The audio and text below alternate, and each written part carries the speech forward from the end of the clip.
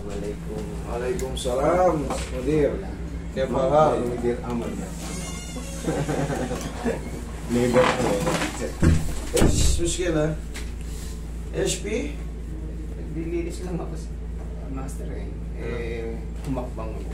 Instead na forward, sina Edward ko. Pag nag-ganyan niya, nagkaroon siya ng parang hot, Hot sensation. Oo. Yun yun. Ngayon, ilang taon na po kayong ganyan? Ay, kailan lang ito. Kung na, actually, dapat asin ko nandito ako. Nagkaroon ng cancellation dahil nilakad ako kayo. So, ngayon lang matutunan. So, inabot ng sambon ngayon. Muli sambon na siguro. Pero nabigyan lang kayo ng schedule noon. Kumbaga, sino nag-cancel? Tayo. Pinapili ako from Monday to Friday. Anong pinili ko Friday, Tuesday pinalab ko. Sabi ko, gogo ako Friday. Tapos biglang sabi, hindi ko pwede. Sabi, si Master to. Sorry. Ang sinabi niya si Master to, may lakad po ako ng 5-6. Yung natapat ka ron sa ano? Parang sa city, sabi niya. Oo, natapat ka ron sa... Yun, Pero bakit ang layo ng binigay sa'yo? O ikaw naman ang, yung availability mo naman ang... yun naman po ang ano ko. Tinrate ko, kaso mo. Tinransfer ko talaga ng ano yan eh. Pwede mo. Pwede issue. Ngayon, medyo nahihirapan na kayo maglakad na. Pero pag nilakad ako medyo masakit na. Masakit yung dito nyo. Dito. Parang meron, ayan na. Yan no? Yan dito. Sige, hindi ka kayo patagilid. Tagilid na kayo. Ayusin mo na. Kahit babangon pala, medyo kumikidlat-kidlat na. Lalong pag galing sa bed, Hindi, tuturuan ko kayo. Pag galing sa bed, huwag nyo munang pupwersahin ng tatayo kayo ng pag-ganon. Tumagilid muna kayo. Kasi, nanonood po ako sa inyo na tinuturo nyo na pag-ano. kumikidlat na tayo, minsan bumibigay na talaga yung mga tis natin. Isipin nyo, gumanon lang kayo. Yun na. Samantalang dati, kahit maggagaganon tayo, magbibisak na tayo, walang problema. Isipin nyo, umakbang lang siya ng gano'n. Yan na. Yung kanina naman, umabot lang yun, yung ginanyan niya lang daw yung Ballpen or something na gusto nyo. ayan na, may namanhid na daw yung ano na. Di... Relax lang muna kita.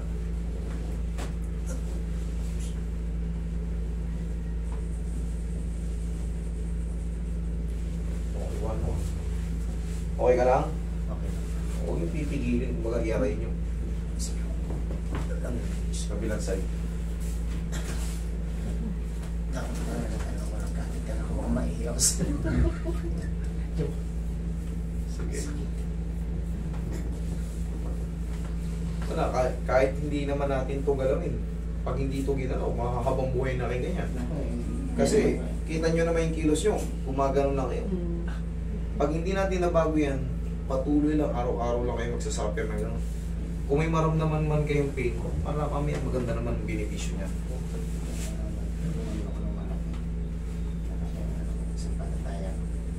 Sige po. Ay, ito lang. Sakit. Ano pa? Meron din ba kayo sa shoulder? Ano po ito?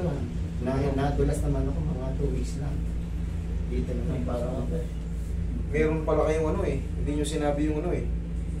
Dapat, pag ano sabihin nyo lahat kasi baka mamaya may fracture yan eh. Hindi ba wala to? Wala naman. Ano yung pinindot ko na nasaktan kayo? Hindi ba ito kasi nandito. Yan. Ah. Kala kasi nahawakan ko rito. Kala. Hindi ba? Ano tong pasak na to? Ano yan? Melasma po kasi meron ako autoimmune hemolytic anemia naman. Sa hemoglobin ko. Kaya pala Ayan. may mga kakaiba sa balat. Okay, sige. Hindi Kala ko kasi may na hindi po. pagdiin ko, kala ko dun sa may ano eh. Sige, Dito. Yan. Ayan, nandito po yung sakit. Sa shoulder. Po, tsaka dito meron ako parang ano rin, frozen. Nung pa pang pandemic ko, tinatawag sa inyo, pero hindi ako kasini talaga. Tagal na, kaya lang hindi. Hindi. Imposibleng ano, imposible baka hindi lang kayo nagpa-follow up. Baka isang report lang kayo tapos hahayaan nyo na. Hindi namin kasi kayo matatawagan, kami yung tatawag. Hindi naman po naka-expect. Ang mangyayari kasi niyan, yung mga nagpa-follow up sa amin, yun ang nabibigyan. Kasi sa dami nung nakabook, tignan nyo ngayon, oh. Sobrang dami nyo. Kaya kailangan talaga mag-follow up kayo, mag-follow up. Okay, sir? Tapa kayo. Kaya nyo? Sige.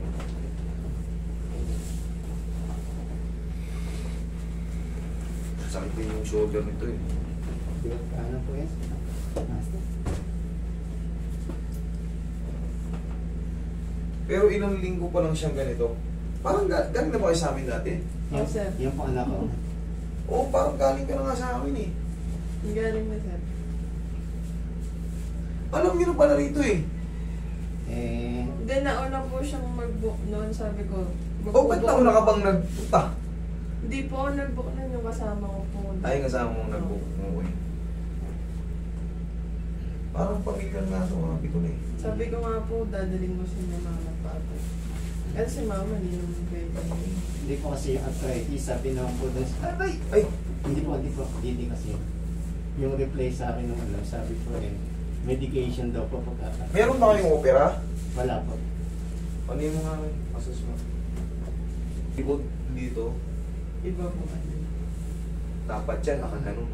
Eh ano, sexy. Uwi. Kaya hindi ko pinapupwersa. Nasa aking assessment naman yan kung anong gagawin ko. Pag may nauobserbahan ako, inaalalayan ko na kagad kasi alam ko na. Pinahilot niya din yan, master eh. Gusto mga bulag po. Hilot okay lang, pero yung kagaya ng ginagawa ko, cracking, yun ang less. Diba ginaganon ko pa yan minsan? Ngayon tignan mo hindi ko siya ginanon. Bakit? Kasi alam kong tukod. Sakit pa yan. Tukod. Nasa akin na yun kung paano ko i-adjust.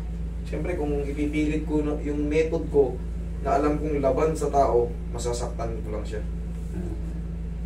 Ihaya kayo, sir. Sige. Taas na po yung balakang ko. Ano? Kaya mo taas balakang mo pa. Ikukot mo yung dalawang tuhod mo. Masakit po kasi pag inaangat. Yan. Okay naman. Okay po. Okay, relax lang ha. Alalayan nyo to sa paglalakad, yung mga ganito. Iba yung condition ng katawan niya. Okay, relax lang. Inhale. Exhale. Malamang pud-pud na yung mga teeth dito. Kumbaga, iba na yung ano eh. Yung sa body language kasi sir. May mga, ayan o, may mga kilos siya na ano, may mga kilos siya na tumutuod na kagad yung mga vertebral. Yung mga tinatawag na facet joint. Naka-protrude na kasi yung sa likod nyo, sir. Protrude. Ang tawag doon yung mga nakabukol.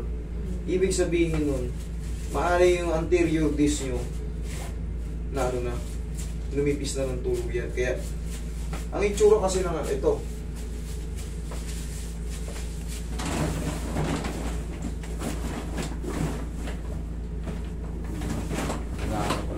Ano po? Ito, ang nangyayari sa inyo, hindi na, di ba pa-sexy kung makikita nyo pag ganon? Ito ngayon, gumanyan. Dumiretso. Oo, gumanon, hindi dapat na nakaganon. Gumanon na. Ako baliktad siya. Gumanon na. Protrude na. Protrude. Ang tawag dyan is protrude. Ngayon, kaya hindi ko pinirasang hindi ng ganon. Kasi, hindi ko nakita yung ano, hindi ko nakita yung x-ray nyo, hindi ko nakita yung files nyo. Ngayon, pag pinirsa kong gano'n yun, maaaring mabasag yung mga spinous process nyo. Eh, hindi ko ano. Tsaka, base assessment ko sa inyo, talagang very weak yung balakang nyo. Konting gano'n, pero nawawala. Umi-skid kasi yun eh. Yan yung painful eh. Yun, para siyang gustong lumagutok pero hindi makatuloy. Kumbaga dumiding lang kasi wala nang sakit. Kumbaga wala nang mga ano. Lubricant. Yun ang totoo. Yun ang estimation ko Kasi based dun sa... Nakikita niyo yung movement ka. Oo. Yan. Ano po kaya maganda rin? Maglagay kayo ng ano. Brace. Kasi yung mga nasisirang annulus, hindi na po yun bumabalik sa... Diba dati ganito siya. Pag napirat siya, gumanyan, sabihin natin nawala yung pin, hindi na yun gumaganon ulit. Magiging tightening disc na siya lang. Tawag naman tightening disc. Gumaling siya pero tightening disc. Pero anong epekto nun? Anong epekto nun? Magkakaroon ngayon ng yung tinatawag na protrude. Depende kung paano napirat. Maaring bumukol pa kaliwa, pa kanan, or paharap, ay palikod. Ganun yung nangyayari sa ngayon. Maaring sa ano nyo, siyempre kakayuko nyo noon, nasanay ng mga ganun-ganun na unang pumigay. Kaya yung ano nyo, pag ganun, Yung po bang sinasabi niyong brace para makabili, kailangan ba ng prescription? hindi na. Para lang sa mga kondisyon eh. Okay. Eh, mas magiging panatag yung lakad nyo nun. Okay, mas magiging panatag yung lakad nyo. O, pagtatayo kayo, tagilid muna. Okay, tagilid. Yan ang pahirapan sa akin. Hinahanap ko pa ng ano. Yan. Roy, doon kami, baka malaglag si sir. Baka tumulas yung jogging pants niya. Yan. Sabi ko nga. Yan. Yun. Ganyan O, tapos. baba yung paa. Sakit. Pagbutis lang. Yung maagting. Yan. Ngayon, huwag mo muna ito. O-obserbahan muna natin kung sumasakit. Okay naman. Okay naman kayo. Okay. Yun nga. Yun nga tingin ko dyan. Sir, maaaring pud-pud na yung ano mo. Pud-pud na yung ano mo. Doon lang sa mga kilos lang na ano eh. Oh, ayan oh. Pero malilesen po kaya yan kung through medication, malilesen yung pain or tuloy-tuloy lang na ganyan. Haplos lang ng pagmamahal para kahit papano. Bearable naman siya eh. Pero yung kilos lang na ano, once na may brace kayo, malilimitahan ng ano, kumbaga suportado siya. Mas kukomportable kayong kumilos pag may naka-brace sa balakang nyo. Okay? Okay lang kayo? Okay lang po. Ilan taon naman kayo? 63 na po yan. Bata pa kayo. Magsi-64 na si January. Bata pa kayo. May pumupunta rito, parang batang-bata pa, 70 years old. Oo, meron. Yun. Maraming pumupunta rito. Mas may edad pa sa inyo sir, pero yun nga, nauna. Yung iba, nauna talagang umiidad eh. Yung iba to, pang 80 ka agad eh.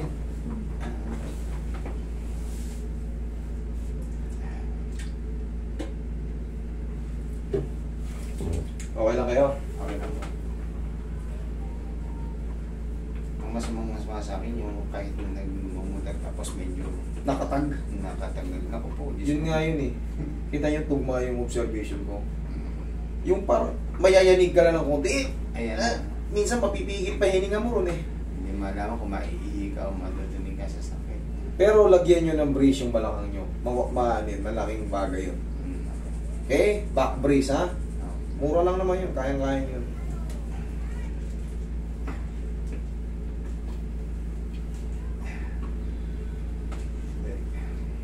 Okay lang kayo?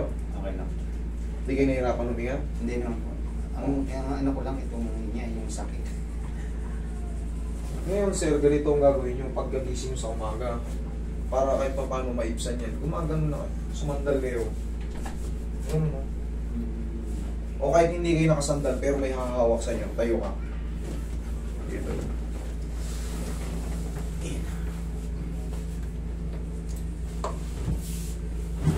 Sino yan? Usog ang konti dito sir. Oo. Yung paa mo, ito, iswing mo pa gano'n na. Hindi. Dali, akin yung kamay mo. O sige, swing mo. Kabila. Ang contrast siya. Yan, sa ba? Kabila. Ay, Yes, ito, sorry. kanan, 1, 2, 3. Kabila. Alternate. Yan, o, sige, lakad ka.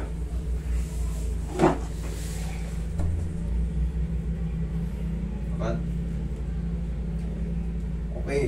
Pag bin-raise mo yan, mas magaganda, mas maluwan yung lakad mo. Mga ganun yung exercise niya. Hawakan nyo siya, o kung sino man ang tao nyo sa bahay, yakapin. Pag niyakap siya, o yan. Para hindi siya matumba kasi hindi siya pwede mag-isa eh. Yakapin ng ganyan. Alam nyo na gagawin nyo, isipa nyo lang. Sige, sipa. Yan. O di safe na safe kayo, hindi kayo matutumba. Okay? Mas lalakas pa kayo sa araw-araw na gagawin nyo. Tapos, pag nag-exercise kayo naman, ganun nyo lang. Okay, sir? Tapos, upo kayo saglit. Upo kayo saglit. Huwag to medyo mataas pala to. Sige, ubanti nyo yung paa nyo. Ubanti nyo. O, ganito. Dahan-dahan. Kaya? Kaya? Yan, sige, tingnan nyo yung kamay nyo ha. Kaya? Hop, 1, Medyo masakit na. 2, 3. Eh, yan, mahirap na ibalik yung madaan. Pero siguro, Yan po. Hindi, ito yung nakikita kong solusyon sa inyo eh. Paunti-unti. Kaya ako pinakahawakan ko sa inyo po rito. para hindi bumulit. Sige, dahan-dahan. 1, 2, 3. Oh. Yan. Okay? Ganun lang araw-araw. Masasanay din kayo na mayuyuko nyo na yan. Hanggang sa maabot ko siya. Oo. Ayun. Yan. Ganyan na exercise nyo ha. Para hindi kayo mahirapan, siyempre dudulas-dulas nyo ako.